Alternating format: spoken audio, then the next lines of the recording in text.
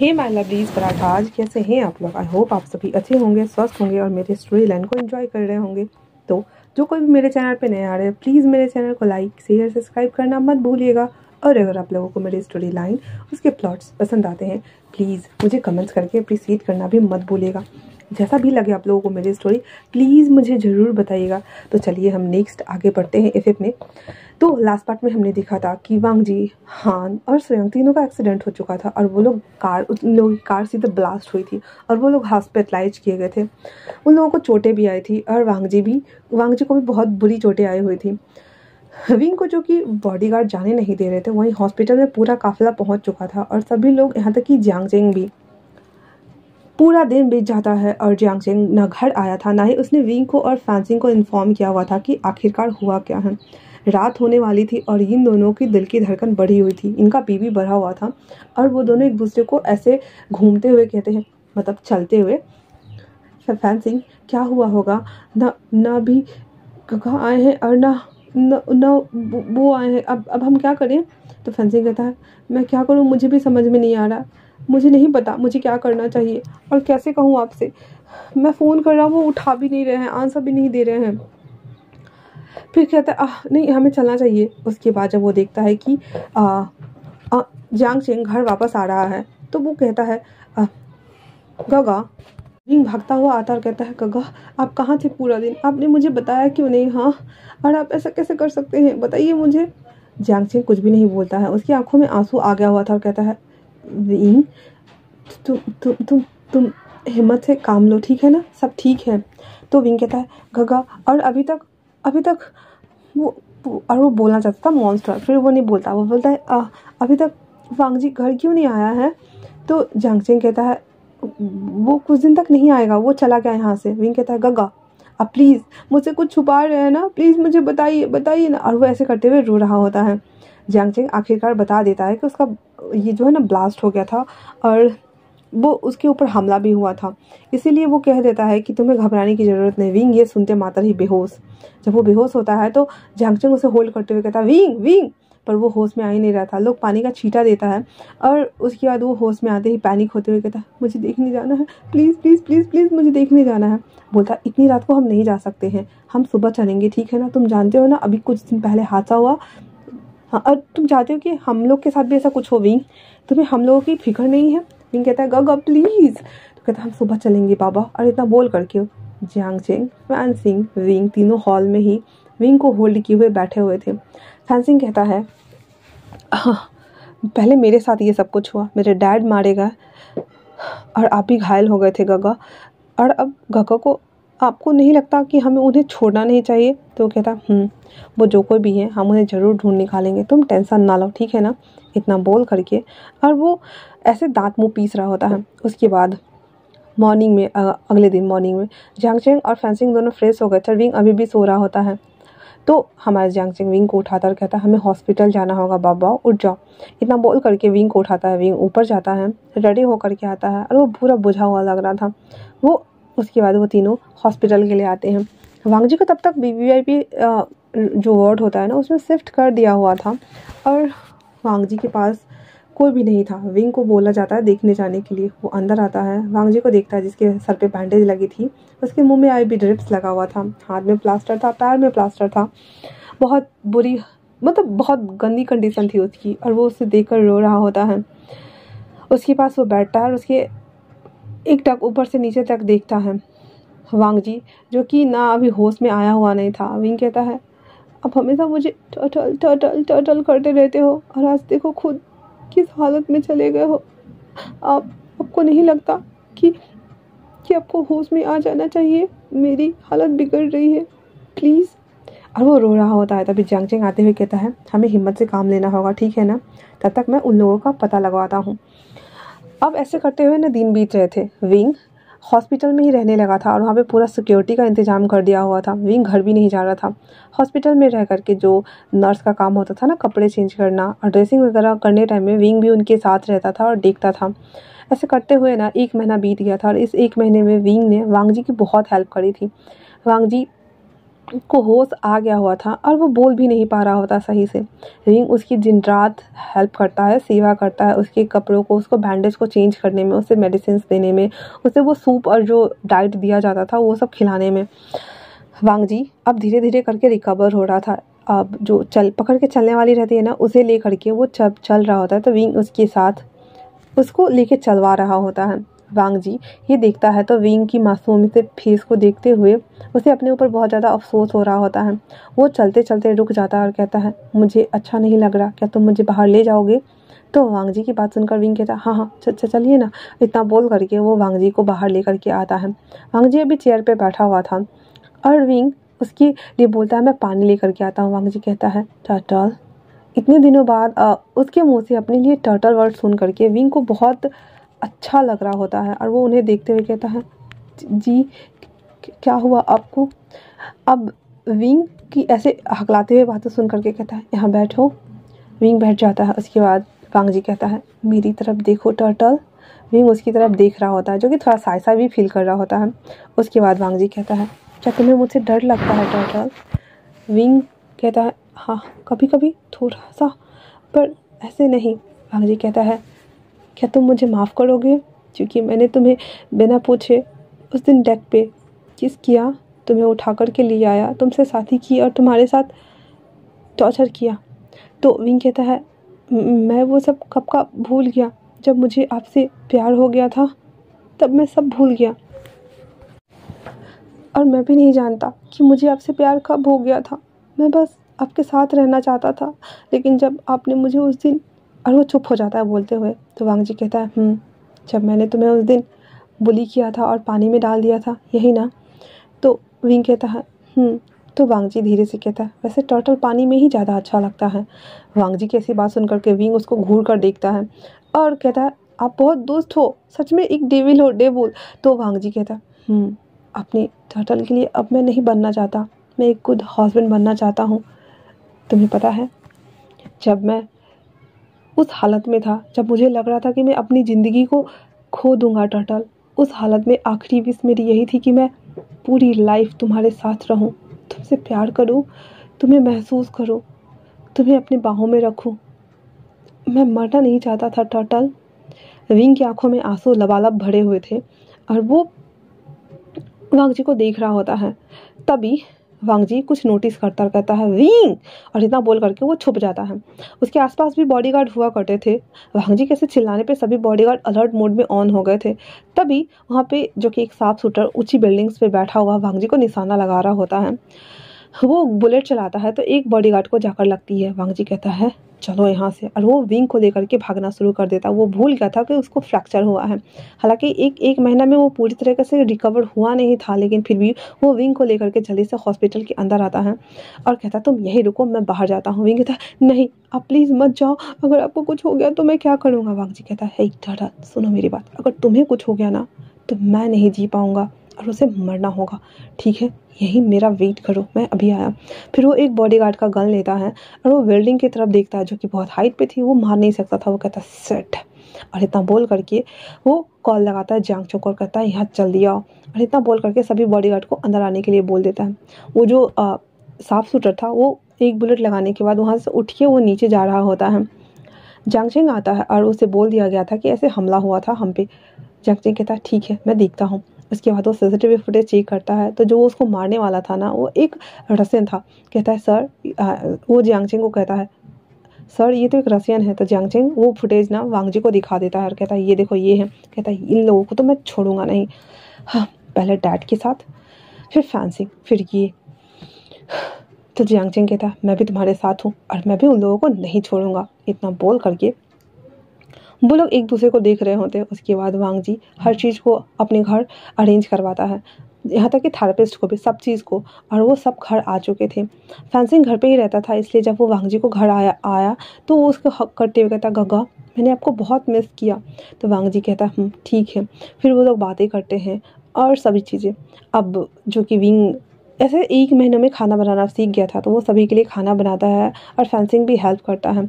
उसके बाद विंग खुद वांग जी को, क्योंकि थोड़ी देर पहले तो उसने लव कन्फेस किया ही था, इसलिए अपने हाथों से परोस रहा होता है। वांग जी को भी एक वार्मनेस मिल रही थी, उसे अच्छा लग रहा था।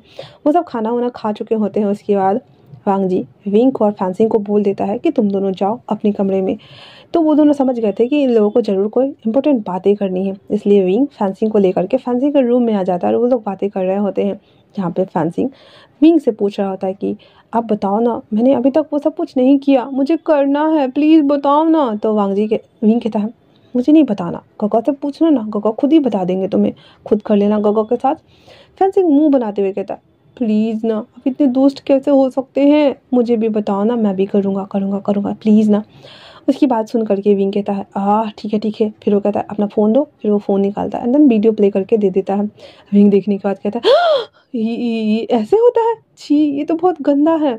तो विंग उसके सर पे मारते हुए कहता है तुम पागल हो, हम क्या लड़की हैं जो हमारे पास पुसी होगा, नहीं ना, फिर हमारे पास बट होल है तो वो उसी को यूज़ करेंगे ना, तुम क्या बहकी बहकी बातें कर रहे हो, कुछ भी मतलब।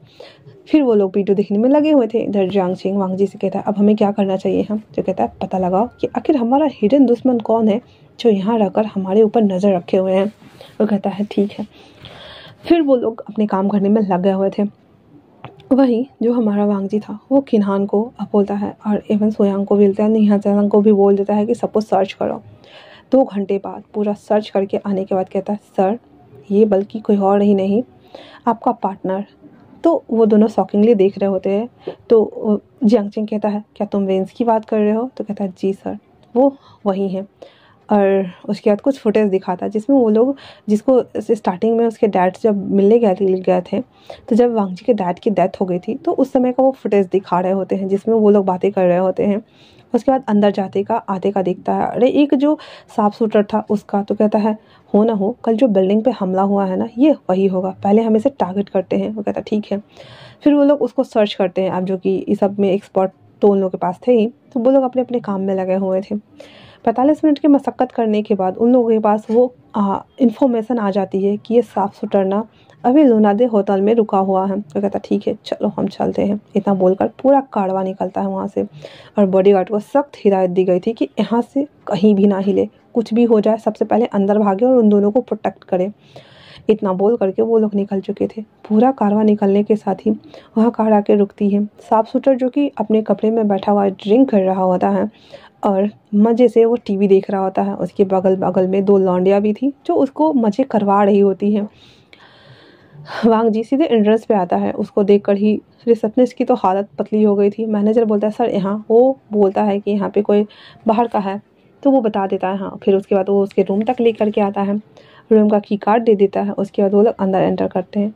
जो कि वो टीवी देख रहा था अपने बेडरूम में, तो उसे पता नहीं चल रहा कि उसके रूम में कौन एंटर किया।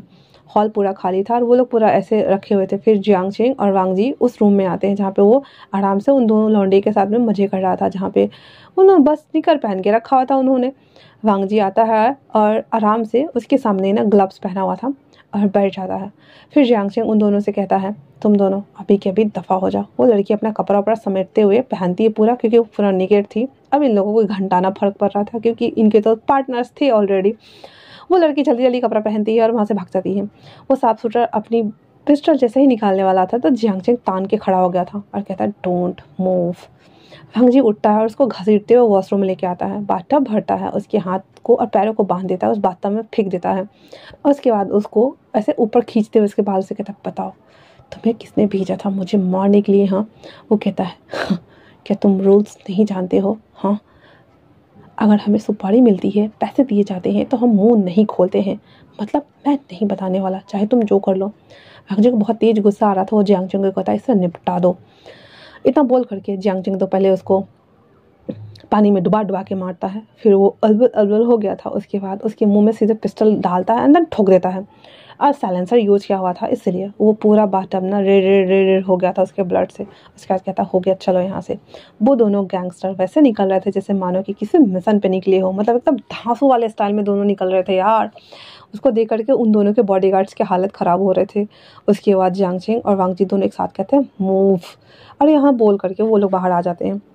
बोला आने के बाद दोनों एक ही कार में बैठे हुए थे और जियांग चेंग वांग जी दोनों बैठे हुए थे। तो वांग जी उसको सोच रहा था, तो जियांग चेंग उससे कहता है अब हम कैसे ढूंढे। तो कहता है हमें ढूंढने की ज़रूरत नहीं है, वो कोई ना कोई कदम ज़रूर उठाएंगे।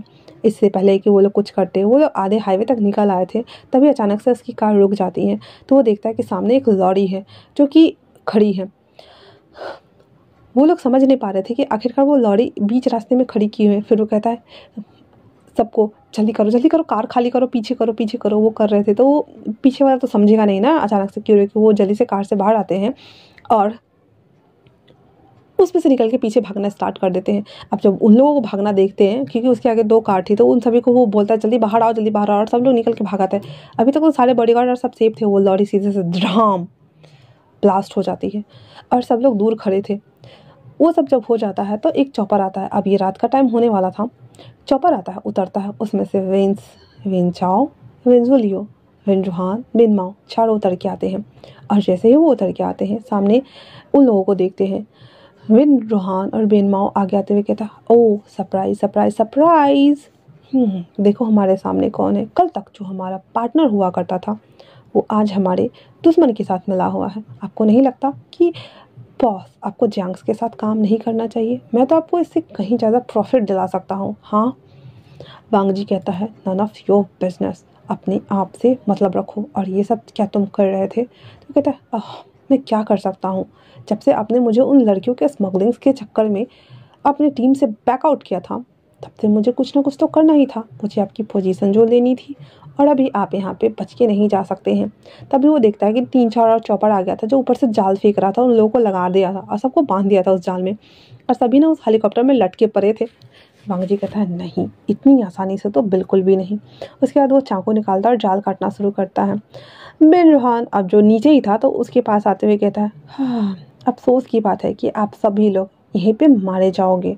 और इतना बोल करके वो जो गैस के गोले होते हैं ना, उसके जाल में फेंक दिए जाते हैं, जिससे कि क्लोरीन रहता है ना, वो अपने नाक मुंह को बंद कर रहा था। सभी को जो बोलते हैं बॉडीगार्ड की ट्रेनिंग होती है, उसमें उन लोग को सिखाया जाता है ना।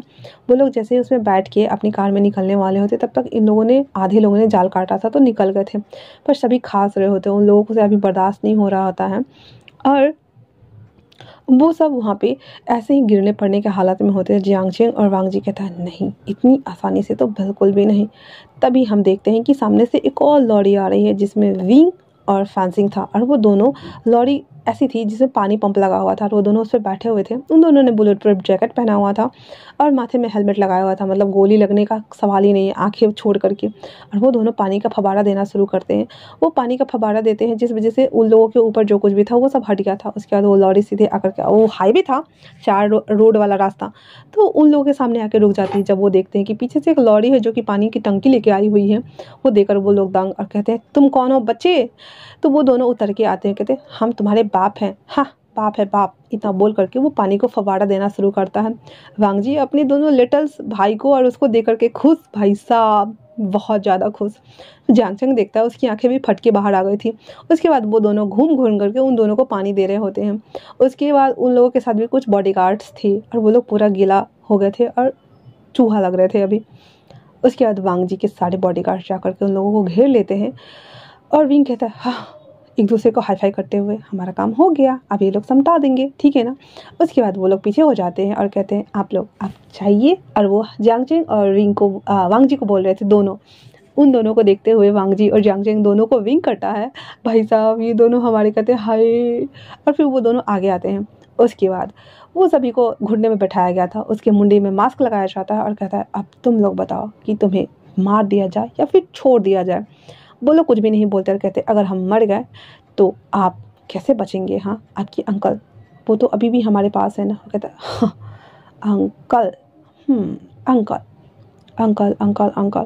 कहता ठीक है, डील करते हैं हम, तुम अंकल को लौटा दो, हम लोग तुम्हें छोड़ देंगे। नहीं तो वैसे भी तुम मरने वाले हो, वैसे अगर मेरे एक अंकल मर गए तो उससे क्या फ़र्क पड़ने वाला है। तो वो कहता तुम्हें कोई फ़र्क नहीं पड़ने वाला कि तुम्हारे अंकल मर गए? तो कहता नहीं, बिल्कुल भी नहीं, कोई फ़र्क ही नहीं पड़ने वाला हमें। इतना बोल करके वो उसके ऊपर गत्ताने हुए था। बोले कहता ठीक है हमें डील मंजूर है। फिर लोगों को उसी लॉरी में भर करके लाया जाता है। अब ये एक हवाई अड्डा था जहाँ पे ये सारे कार्यक्रम होने वाले थे। एक तरफ जहाँ पे इन लोगों को रखा गया हुआ था, वहीं पे उसके अंकल को भी बंदी बनाया गया था और उन लोगों को वो लेकर के आ रहे थे, उनके चेहरे से मास्क हटाते हैं और उन लोगों के भी चेहरे से। तो फिर ये लोग बोलते हैं अब हमें जाने दो। वांग जी कहता है पहले मेरे अंकल को आने दो, ठीक है ना। फिर उसके अंकल आ जाते हैं। उसके बाद वो कहता है अब तो तुम्हारे अंकल आ गए, अब तो रूल्स के हिसाब से तो ये करना ही चाहिए। तो वांग जी कहता है किसने कहा कि रूल्स चेंज नहीं होते हैं, मुझे बस मेरे अंकल चाहिए थे, वो तो आ गए, अब तुम्हारा तो सत्यानाश हो के ही रहेगा। इतना बोल करके उन सबको उधर छोड़ दिया जाता है। उसके चारों तरफ पटाखे लगा दिए जाते हैं और उन सबको एक साथ ही बांध करके कुर्सी पर बैठा दिया गया हुआ था। और उसके बाद बीच में बम लगाया हुआ था और कहता है अगर 3 मिनट के अंदर में तुम लोग अपने हाथ को रस्सी को खोल सकते हो और इस बम को क्लियर आउट कर सकते हो तो बच जाओगे, वरना नज़ारा देखने में मज़ा आने वाला है। इतना बोल करके वो लोग अपने अपनी कार में बैठ जाते हैं। अब उन लोगों के हाथ में जो रस्सी थी वो रस्सी नहीं थी भाई साहब, प्लास्टिक के जो आते हैं ना कैरी बैग में डालकर उसको बांध दिया जाता है और वो कैंची से कटती है, उससे हाथों को बांधा गया था। किसी ज़िंदगी में वो लोग खोल सकते थे नहीं। देखते ही देखते 3 मिनट में उन लोगों के चिथड़े चिथड़े उड़ गए थे।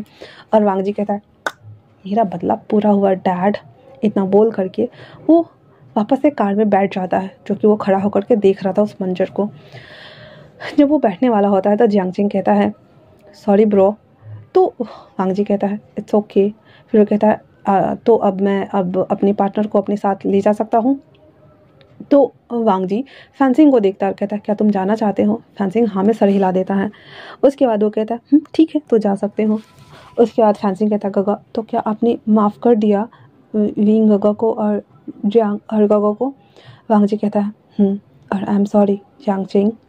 उसके मुंह से सॉरी सुनकर भाई साहब सबको सदमा लग गया था। हान सुयांग जो कि टूटी टांग के साथ में खड़ा था और न्यू हेजांग जो कि अपने टूटे हाथ के साथ में खड़ा था। अब वो लोग ऐसे लूले लंगड़े बन चुके थे, कुटा पुटा हुआ था तो टूटा फूटा हुआ था तो थोड़ी छोड़ सकते थे तो आखिर उसके लेफ्ट राइट हैंड ही ना। वो लोग ऐसे देख रहे थे। विंग भी हमारा हाँ करके देख रहा था और कहता ये क्या हो रहा है। वांग जी कहता है आई एम सॉरी विंग। और इतना बोल करके कहता है अब बस करो वरना क्या मैं तुम लोग को शूट कर दूं। और वो बुलेट निकाल कर जैसे ये कहने होता है नहीं नहीं नहीं ठीक है हम समझ गए। और अपने मन में कहता है ये डेविल वापस से मॉन्स्टर में तब्दील हो, इससे पहले सब कल्टी मारो। फैंसी कहता है जांग और गग्गा चलो चलते हैं। इतना बोल करके वो उसको खींचते हुए अपनी कार के पास लेके आता है। कहता है हाँ हम लोग चलने वाले हैं, हम दोनों बस। तो आगे का ड्राइवर बोलता है वो जो कि दोनों लपी टपी हो रहे थे कहता ठीक है हम लोग घर जाके करेंगे ना। इतना बोलकर वो दोनों बैठ गए थे। विंग भी वांग जी को लेकर के अंदर बैठ गया था और वो टूटा फूटा भी अपनी अपनी कार में चले गए हुए थे। उसके बाद वो लोगों का कारवा अपने अपने घर के लिए चल जाता है। फैंसिंग जियांग को लेकर के अपने हाउस आ गया था। और फाइनली विंग को लेकर के हमारा वांग जी वो जो हिल स्टेशन वाला घर था वहाँ ना जा कर के लैंड मेंशन आता है। साथ में अंकल भी आए हुए थे। उन लोगों को डॉक्टर से इलाज करवाया जाता है अंकल को और उनको आराम करने के लिए भेज दिया जाता है। हमारा जो जियांग चिंग था वो कहता है अब तुम्हें अपनी घर की याद आ गई है। वांग जी कहता है गगा आई एम सॉरी। और इतना बोलकर अपने भाई को गले लगा लेता और कहता है मैं थक गया हूँ, अब मैं और किसी की ज़िंदगी में कलेश नहीं करना चाहता, मुझे माफ़ कर दीजिए। इतना बोलना हुआ ही था कि बेचारा हमारा गगा उसका भाई साहब बेबी ब्रदर है, पिघलेगा ही ना। उसको पिघलना तो था ही आइसक्रीम के जैसे। सब करते हुए कहता ठीक है सुबह का भोला अगर शाम को घर लौट आए तो उसे भोला नहीं कहते। वांग जी कहता है इसका क्या मतलब। कहता है कुछ नहीं बुद्धू, चलो जाओ अब रेस्ट करो। इतना बोल करके जियांग चिंग बोल रही और सी चैन अपने कमरे में चले जाते हैं और वांग जी अपने कमरे में आ जाता है। उसके बाद वो जब आता है तो वो विंग को देखता है जो कि अपने कपड़ों को रिमूव कर रहा होता है। और जैसे ही वो देखता है वांग जी को तो वो अपने कपड़ों को समेटते हुए कहता है आप यहाँ क्या कर रहे हैं। हाँ तो वांग जी कहता वैसे मुझे दोस्त डेविल मॉन्स्टर बोलने वाला आप करने लगा है, ये थोड़ा बोरिंग लग रहा है। वैसे तुम्हारे मुंह से वही अच्छा लगता है सुनना, क्या तुम वो नहीं बुला सकते हो टर्टल। विंग कहता है क्या मतलब। वांग जी धीरे धीरे करके अपने कोट को उतार रहा होता है और एक डेविल स्माइल दे रहा होता है। उसकी इस क्रिप्पी स्माइल को दे करके विंग की हालत ख़राब हुई थी। वो कहता है आपको क्या हुआ है। वांग जी कहता है कुछ भी नहीं, इधर आओ। और उसको कमर से खींचते हुए अपनी ओर करता है और सीधे लेकर के बेड पे गिर जाता है। वांग जी कहता है मैंने बहुत मिस किया तुम्हें, 3 महीने होने वाले हैं और मैंने तुम्हें महसूस नहीं किया है, मैं तुम्हें महसूस करना चाहता। इतना बोल करके विंग के ऊपर आता है। विंग को पता चल रहा था क्योंकि उसका हार्ड डिस्क इतना हार्ड ऑन हो गया था कि उसको पोक कर रहा था। और वो कहता है आप कब कब से ये सोच रहे थे? तो भांजी कहता है जब से मैं कार में इन किया और जब मैं तुम्हें देख रहा था तब से मैं तुम्हें वहीं खा जाना चाहता था। हाँ, पर कोई ना, अभी खाता हूँ। इतना बोल करके उसके लिप्स को वो कैप्चर कर लेता है। रिंग जो कि अपने दोनों हाथों को ऊपर की तरफ उठाए हुए था, उसके दोनों हाथों को सीधे ऊपर पिन करते हुए, अब वो शर्ट भी खोल चुका था, उसके निपल्स को ग्रैब करना शुरू कर देता है। उसके लिप्स को छोड़ करके उसके एडम एप्पल को सक करता है, जिस वजह से रिंग ऐसे करता है। और वांगजी को अच्छा लग रहा था ये एहसास। वो इस तरफ तो ये भाई साहब हमारे कर ही रहे थे, क्योंकि इनका एवरीडे में से एवरीडे तो कितनी बार हो चुका था। अब हम चलते हैं जियांग की तरफ। वो घर आने के बाद उसकी मॉम यू और उसके डैड उसकी आरती उतारते हैं, भगत करते हैं और अपने होने वाले बेटा बहू की आरती करते हैं। उसके बाद मतलब स्वागत करते हैं। जियांग चेंग को बोलते हैं इसे अपने कमरे में ले जाओ, बच्चा थक गया है हमारा। तो वो अंदर आता है। अब जियांग चेंग बोलता है तुम रेस्ट करो, मैं अभी वॉशरूम से आता हूँ। पर हमारे फैंसिंग को चैन कहाँ? वो कहता है जांग और गग, मुझे वो सब करना है। और अपने दोनों उंगली को एक साथ पोक कर रहा होता है। तो वो कहता है क्या करना है तुम्हें? तो कहता है वही मैंने आपसे कहा था ना, मुझे किचन में भी करना है, मुझे वॉशरूम में भी करना है, मुझे उस मेज पे भी करना है, मुझे उस सोफे पे भी करना है, इवन मुझे तो हॉल में भी करना है। तो जियांग चेंग उसके मुंह पे हाथ रख देते, क्या बोल रहे हो? तो कहता गग मुझे सीक्स करना है, आई वांना फक यू। क्यों, मैं टॉप बन जाऊँ? तो जियांग चेंग कहता ओह व्हाट, तो तुम और टॉप? तो कहता क्यों, मैं टॉप नहीं बन सकता? मैं तो बन सकता हूँ ना। तो जियांग चेंग कहता नहीं, बिल्कुल भी नहीं, तुम टॉप कैसे बन सकते हो? टॉप तो मैं हूँ ना। तो कहता मैं ट्राई करूँ, मैं भी तो एक मैन हूँ ना। तो कहता मैन होने से क्या होता है, तुम्हें कमान लेनी आती है? तो कहता हाँ आती है ना। इतना बोलकर उसके कूद में चढ़ गया था और उसके लिप्स को कैप्चर कर लेता है, जो कि वो बच्चे की तरह किस कर रहा था। तो जियांग चेंग कहता क्या किस ऐसे की जाती है? तो जियांग कहता हाँ किस तो ऐसे की जाती है, मैंने वीडियो में देखा था, मुझे विंग गगा ने दिखाया था। कहता हाँ विंग ने दिखाया था? कहता उप्स, मेरे मुंह से निकल गया, मैंने ऐसा बोला क्या जियांग और गगा? जियांग चेंग कहता है रुको मैं अभी बताता हूँ, और उसे भी मैं कल बताता हूँ। इतना बोल करके जो कि वो उसके गोद में चढ़ा था तो उछल कूद कर रहा था, जिस वजह से हमारा जियांग चेंग भी हार्डन हो रहा था। वो उसको गोद में लिए ही उसके लिप्स पे टूट पड़ता है, जो कि नीचे वाले लिप्स को उसने बाइट कर दिया था। तो जियांग चेंग कहता आउच, ये क्या कर रहे हो? तो वो कहता है हाँ वही तो, ये क्या कर रहा हूँ मैं, अभी दिखाता हूँ। और वो बेड पे उसको प्लेस करता है, फिर उसके लिप्स को पकड़ने से पहले उसके बालों को खींचता है और कहता है रेडी हो ना? हाँ, क्योंकि अगर मैं शुरू हो गया तो मैं रुकूंगा नहीं। फिर उसको लिप्स को बाइट करना सक करना शुरू कर देता है और उसके बाद उसके धीरे धीरे अपनी लिप्स को उसके माउथ के अंदर इंसर्ट कराते एक्सप्लोर करना शुरू करता है। वो कहता है मुझे ये सब, वो जब थोड़ा देर किस करने के बाद एक दूसरे से सब सेपरेट होते हैं ना, तो फैंसिंग ऐसे कहता है मुझे ये सब नहीं करना है, मुझे कुछ और करना है, प्लीज़ करो ना मुझे सेक्स करना है, ना फॉक। और ऐसे वो कर रहा था। तो जियांग चेंग कहता है ये बावड़ा हो गया है। फिर वो अपने कपड़े को रिमूव करता है, वो बीच बीच में किस कर रहा था उसकी बॉडी को भी, उसको भी। उसके बाद वो उसके कपड़े को भी उतारना शुरू कर देता है, उसके बॉडी को स्क्यूज कर रहा होता है, फिर उसको खड़ा करता है, फिर उसकी पैंट्स के अंदर हाथ डाल देता है और उसकी बॉडी को स्क्यूज करता है, बैक से उसे ऐसे किस कर रहा होता है और ऊपर से भी स्क्यूज कर रहा होता है। अब जो कि फेंसिंग को एनकरेजी हो रहा होता है, इसी वजह से वो अपने पैंट्स के अनबटन करना खुद ही शुरू कर देता है। और वो जब कर रहा होता है तो जियांग चेंग कहता है हाँ सच में, मुझे लगा नहीं था, दोनों भाई सच में हॉर्नी है, हॉर्नी। और इतना बोल करके वो कहता है कोई नहीं, मुझे अच्छा चीज़ मिला है। इतना बोल करके उसके पैंट्स को रिमूव करता है और अपने पैंट्स को भी रिमूव करता है, सीधे पीठ के बल बेड पे फेंक देता है और कहता है क्या मैं तुम्हें प्रिपेयर करूँ? वो कहता है नहीं, मुझे ना पेन, प्लेजर और हार्डन तीनों चाहिए, आपको ऐसे ही करना होगा ताकि मैं इसे फील करूँ, प्लीज़ ना। और गगा प्लीज़ डू इट ना। इतना बोलने के साथ ही वो बेड पे पसरा हुआ था। जियांग चेंग फिर भी थोड़ा लॉयल था, तो वो ऑयल लेके आता है, उसके ऊपर अप्लाई कर देता है और एक स्लैप खींच के मारता है, जिससे हमारे फैंसिंग के मुँह से आह निकलती है। फिर वो धीरे से आता है उसके ऊपर और अपने हार्डी को उसके ऊपर रब करना शुरू करता है, जिस वजह से वो बेचारा हमारा गोवन क्रेजी हो रहा था और बेड और कंबल तकिया सबको ग्रैब कर रहा होता है। उसके बाद उसके एक पैर को थोड़ा मोड़ता है ताकि उसे अंदर इन करने में प्रॉब्लम ना हो। फिर वो धीरे धीरे इन करता है, जिस वजह से पहले तो फैंसी के फटके हाथ में आ रहे थे। कहता है ये इतना ज़्यादा पेनफुल होता है गगा? तो जियांग चेंग कहता है हाँ, और तुमने खुद कहा है तो अब ऐसा ही से लो।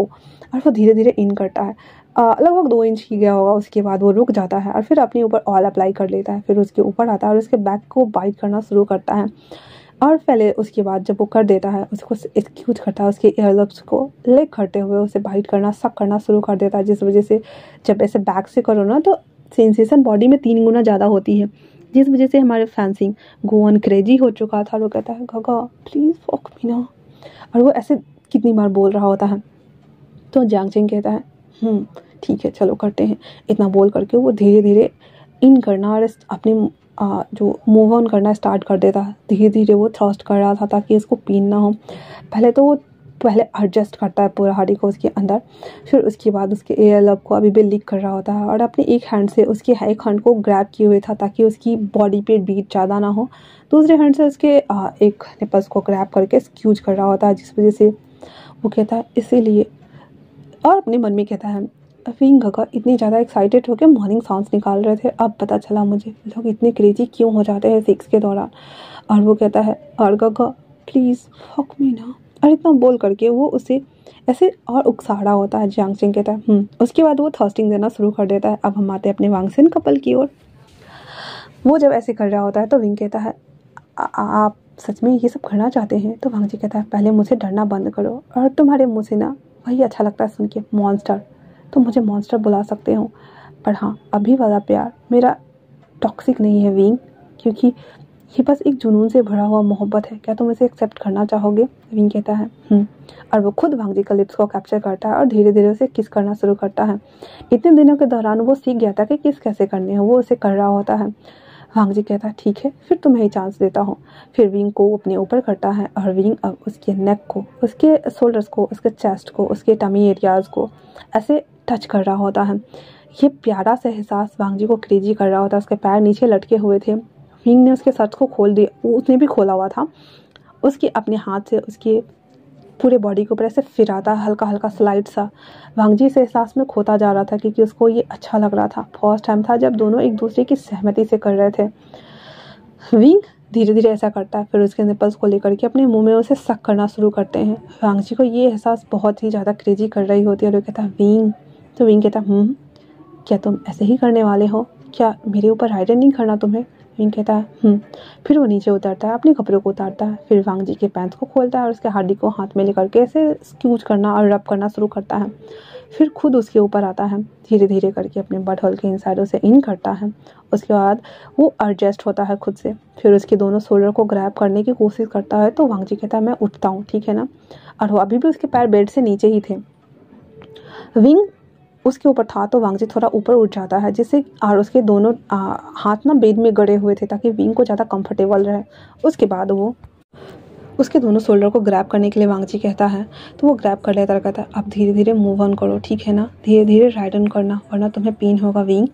तो विंग कहता है फिर वो धीरे धीरे करके राइड ऑन करना स्टार्ट करता है और धीरे धीरे से वांग जी भी नीचे से उसे थ्रस्टिंग कर रहा होता है।